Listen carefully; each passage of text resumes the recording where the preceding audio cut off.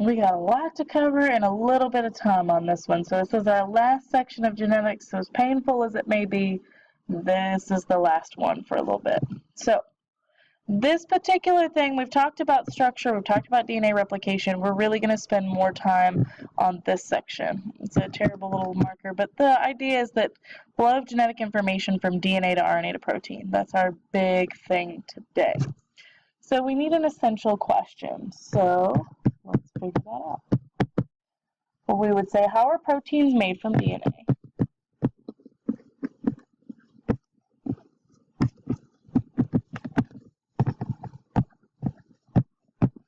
That's our big thing. So we want to talk about, we've talked about protein synthesis a little bit. We also want to say, okay, how are proteins made from DNA? How does this even relate to genetics?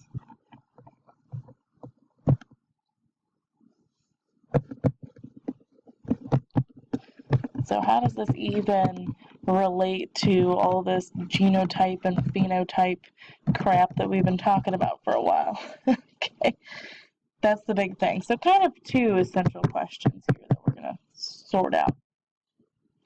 So DNA specifies some traits by dictating protein synthesis. Really, proteins are the links between genotype and phenotype. Our genotype right here will make proteins over here. Those proteins get expressed as your phenotype.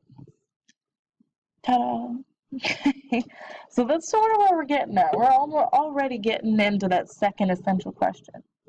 So molecular chain of command is from DNA in the nucleus to RNA in the cytoplasm to protein.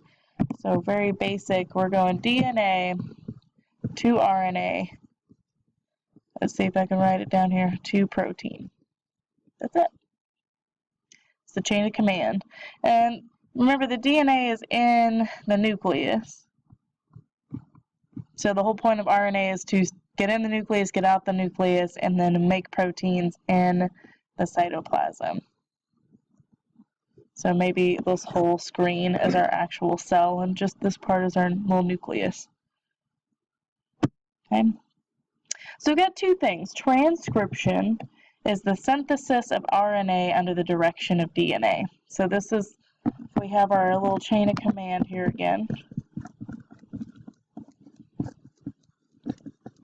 Okay, right here, this is called transcription. Okay, so we're going to talk about it, but transcription is about rewriting. So we're going to rewrite DNA in the language of RNA. So that's this piece here. And then we're going to do translation. That's the synthesis of proteins under the direction of RNA. So translation is the piece where we go RNA to protein. And this is going to be a whole new language. So there's definitely going to need to be some translation between those languages. Okay, that's the basics. So much better pictures than what I can doodle for you. We got DNA in the nucleus. We've got transcription occurring in the nucleus. So we've got this little mRNA piece, a little messenger here. It's going to be able to leave the nucleus because it's a little messenger. It leaves the nucleus, it's translated, and will make a protein. And that's that. So honestly, if we're getting this much of it, we're in a good position. That's a good start to have. So genes provide the instructions for making specific proteins. Genes are the instructions for making proteins. There was this initial kind of a one gene, one enzyme hypothesis that was based on a study of kind of metabolic diseases. But the one gene, one enzyme hypothesis was expanded to include all proteins. So really, one gene, one protein is really what we might call that. All right, there are some proteins and whatnot in a little petri dish we could look at. Okay, most recently, the one gene, one polypeptide, probably a little bit more specific, hypothesis recognizes that some proteins are composed of multiple polypeptides. If you need an example of this, hemoglobin is one of them. So the one that transfers oxygen in your blood is a prime example of one that includes 4 separate chains of polypeptides. So maybe 4 different genes go into that. That would make it polygenic. Oh, okay. You're already tired of me. It's fine. Okay. Even this description is not entirely accurate, and that the RNA described from some of the genes is not translated, but nonetheless has important functions. So in addition, many eukaryotic genes code for a set of polypeptides rather than just one by a process called alternative splicing. So it's not exactly the same way. The whole point is that there's kind of genes and their expression have a lot going on. Okay, so the sequence of nucleotides in DNA provides a code for constructing a protein. So nucleotides that like A, G, C, C, C, C, G, T, I don't know, whatever sequence we decide to make, codes for constructing a protein. Protein construction requires a conversion of a nucleotide sequence to an amino acid sequence. Transcription rewrites DNA code from RNA using the same nucleotide language. So it's just a rewrite. So transcribe means to write, so we're just rewriting it. Okay, it's the same thing we're talking about before. The flow of information from gene to protein is based on what we call a triplet code. Think about a triplet, that just means in sets of 3. That's it. So the genetic instructions for amino acid sequence of a polypeptide chains are written in DNA and RNA as a series of non-overlapping 3-base words called codons. There's a lot to this, but we're going to take a look at it soon. So translation involves switching the nucleotide language to an amino acid language, so that'll be our translation. Each amino acid is specified by a codon. 64 codons are possible, but some amino acids have more than one possible codon. There are 64 codons, okay, and that makes 20 amino acids, about 20. So you can tell there's some repeaters in there. Okay, so here's sort of what it looks like, and it's based on kind of gene segments here. You can see we've got different genes in the DNA molecule, but the idea is that we've got those DNA molecules together. Start with our DNA. We're going to transcribe it or rewrite it into RNA. So we got transcription. We have this little RNA sequence right here. The idea is that if we have a messenger that leaves the nucleus, if we have some crazy kind of thing come along and totally degrade our RNA strand and just tear it apart, well, then we'll just go back to the start and make another one. Not a big deal. We're putting the RNA at risk and not the DNA. We keep the DNA in the nucleus. It's super safe and sound. We just rewrite it, make a copy of it, and then from that copy, then we can translate and create a polypeptide. So we don't take our original instructions, we make a copy or take a picture with a cell phone, and then we can do the instructions, because we don't want to mess up the original. Okay. So the genetic code is the amino acid translations of each of the nucleotide triplets. This is our genetic code. 3 nucleotides specify 1 amino acid. 61 codons correspond to amino acids. AUG is methionine, and it's always the start codon, which we'll see. We usually have 3 stop codons that signal the end of translation. All right, come on. So we actually have, this is kind of some cool stuff about the genetic code. It's actually really redundant. So we have more than one code for some amino acids. This helps for kind of some mutations we'll talk about later. It's unambiguous. In that any codon for an amino acid does not code for any other amino acid. It's just that one. There's no like, well, on a Saturday it codes for methionine, but on a Tuesday it codes for isoleucine. No. It's the same thing all the time. Okay? And what's cool about it too is that it's nearly universal. So the genetic code is shared by organisms from the simplest bacteria to the most complex plants and animals. The bacteria that hang out on you and you all use the same genetic code, which is pretty cool. There are, of course, always some exceptions because we've got to have some weirdos in the group. We'll talk about these a little bit as we go along, but these are our 3 codons. Notice this is going to be an RNA codons, so we've got lots of U's in it. But these things always translate to one particular amino acid. We've got 3 stop codons, and there's our start. We'll get into him a little later. All right, so DNA strand to be transcribed or rewritten. I'm going to pen is not working so well, but it's rewritten. All right. Then we have transcription, which will rewrite it into a corresponding. So we're using this strand. And so we've got a corresponding RNA, like an A to T, a U to A, a G to C. So we're corresponding here.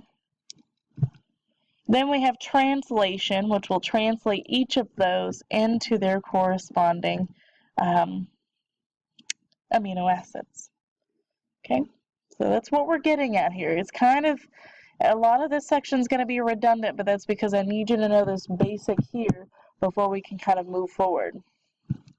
It's important. We'll get into the nuances of how we can get some really cool genes like these glow ones for glow cats. Hopefully some of us will tell us about this genetically modified glowfish, depending on what classes we're in, but they have made some for glow cats that were, that actually was to help with the feline version of AIDS and FIV, which is like feline immunodeficiency virus. So, fun fact. Okay, we're going to do some kind of basic stuff on this one. You can take a break right now. That might be a good time to do so, because we're going to go into transcription and translation in a little bit more detail each. So it might be nice to pause and then come back. So transcription of a gene occurs in 3 steps. Initiation, we have to start it. Attachment of RNA polymerase to a promoter. We have elongation, the newly formed RNA strand grows, and termination. RNA polymerase reaches a terminator DNA and the polymerase molecule detaches. Okay, it's much simpler than this. Okay, so a promoter, there's always a promoter. There's always a section that says this is where you start. So initiation is we have RNA polymerase. We used to have DNA polymerase, but remember it's an enzyme that creates a polymer. In this case, it's going to be of RNA. So we call it an RNA polymerase. It's not that creative. Okay, so we've got our promoter, and it attaches there. As we have elongation, we'll start to add new pieces that match up with our template strand. So in this one, it's saying the template, the DNA template is maybe on the top, and the RNA polymerase will continue to make, oh, it's on the bottom, excuse me. So we'll look at it. And it's going to make an RNA strand here. Okay, it's making the RNA strand from that template. Then once it reaches a terminator sequence, the sequence that says we're done here, it's done. And we have a completed RNA. Okay, that's honestly as difficult as I want to make it. It initiates or starts. Let's see, it initiates or starts, it gets longer, and then it ends. We're not going to go into a whole lot of detail about that. Okay, messenger RNA, or mRNA, encodes amino acid sequences, and it conveys genetic information from DNA to the translation machinery of the cell. Okay, so it is our messenger, it's our go-between. In prokaryotes, this occurs in the same place that the mRNA is made, but in eukaryotes, the mRNA has to exit the nucleus via nuclear pores to enter the cytoplasm. This is a key point, is the mRNA is like, it's important enough that it can go in. It's like your Secret Service. It can go into the White House and check out what's going on, and then leave the White House and kind of see what's going on and communicate back and forth. So the mRNA is kind of like that. It can go into certain places, it can leave certain places. You know, it's allowed to go between. Unfortunately, if you lose a Secret Serviceman, it is very sad, but then you get another one. It's not like the president. You keep the president in the White House, you surround him all the time, they let him leave, but the idea is like, if you didn't let the president leave, just go with it. Okay, so eukaryotic mRNA has introns, and these are interrupting. That's probably the best way to know those. Introns are interrupting sequences, and we have exons, or coding regions. We won't go into that a whole lot, but the whole point is that we can, let me go through that. We can do this thing called RNA splicing that removes our interrupting sequences, and it will join exons or expressed sequences. The whole point is that the more stuff that we have in here, if we have mutations in our introns, who cares? We're going to take them out anyway. So the point is that as we go along, we kind of put more and more fluff in there to really make sure that the stuff that we care about is protected. Like you can screw up over there, but not right here. But at the same time, we'll actually put a cap and a tail on this thing. So we've got a cap that helps it kind of move out of the nucleus. We've got a poly A tail, and basically all these things are for protection. Okay, facilitate, export, and protect it. That's all we want to get out of that. I'm trying to keep us moving along here so it's not too much detail, so do pay attention. So you can sort of see what's happening here. We've got our expressed exons, and what we'll do is we'll take out these interrupting sequences, because we don't need them, and we'll start to put it all together, and then we put kind of a cap over here and a tail over here, which make it easier to get out of the nucleus and not be destroyed. So it's that extra little armor and protection to make sure that when it leaves, it's okay and it can do its job. It's just a little side bit. Now we get into kind of more of the translation side of things. So we're going to need transfer RNA, and it's going to be our interpreter for translation. It'll help convert genetic messages of mRNA into the language of proteins. So transfer RNA molecules perform this interpreter task by picking up the appropriate amino acid and then looking for the triplet bases with a kind of matching up with what we call an anticodon. Okay, so it's kind of a weird one. So it's sort of what it looks like. It's kind of a big L-shaped looking weird thing, but basically it's got an anticodon.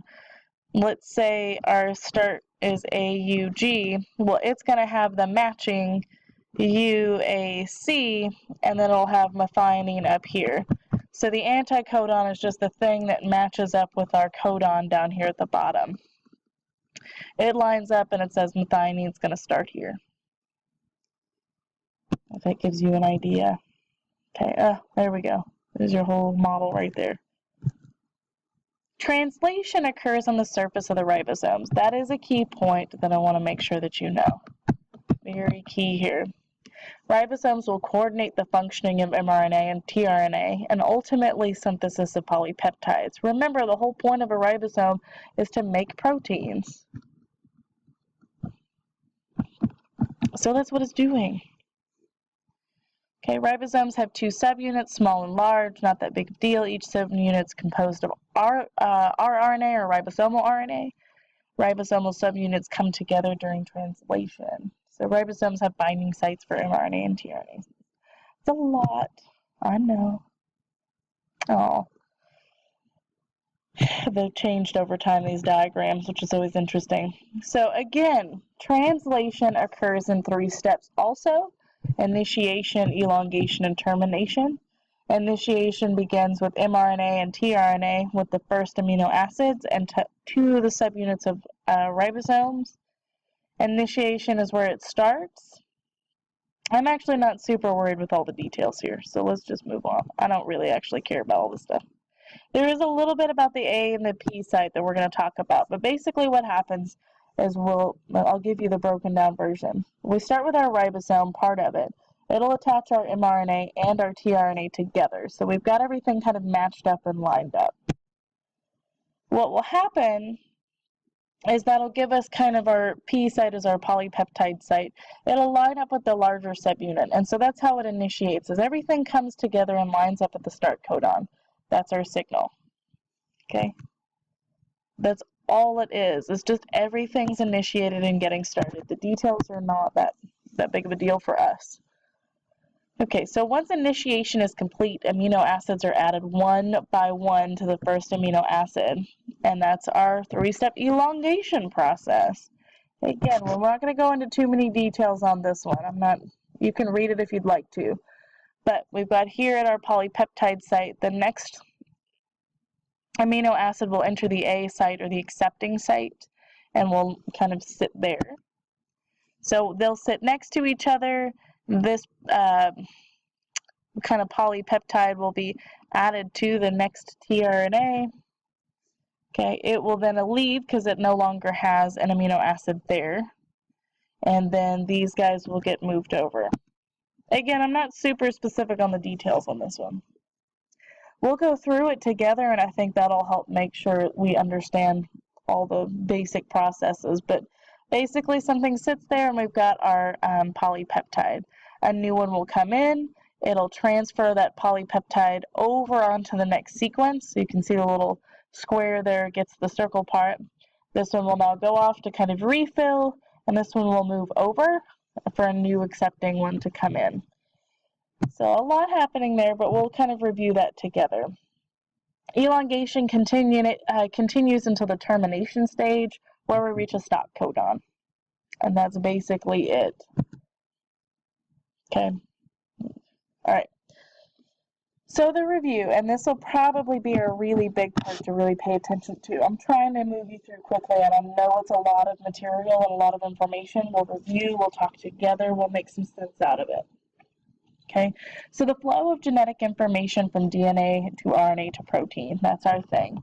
Transcription is our DNA to RNA, and the mRNA is synthesized on a DNA template. In eukaryotes, transcription occurs in the nucleus, and the messenger RNA is processed before it travels to the cytoplasm. Okay, that's all that exon intron stuff. And prokaryotes, transcription occurs in the cytoplasm because that's all it has. Come on. There we go. Okay, we've got transcription in the nucleus where we're making that little mRNA. Okay, we're in the cytoplasm, we're getting some stuff together for translation. Okay, that's a bad step there. Translation is divided into 4 steps. We attach amino acids, we initiation polypeptide sequence, we'll elongate, and then we'll terminate. Okay, so that's our 4 steps of translation. To summarize those, and I'll be happy if we keep that at that level. Okay, so that's kind of what's going on here. We'll have attachment of amino acids. We'll sort of elongate at this point, and then at some point it will complete and our polypeptide will go off somewhere else. And again, we're going to work through this one. The last little bit is about mutations. So if you're confused, we'll talk about it. We'll get through it. You can always email and ask me questions, but take a break real quick, pause the video, chunk your notes, write some questions, then come back. So a mutation is any change in the nucleotide sequence of DNA. Mutations can involve large chromosomal regions, which we've already talked about, or a single nucleotide pair.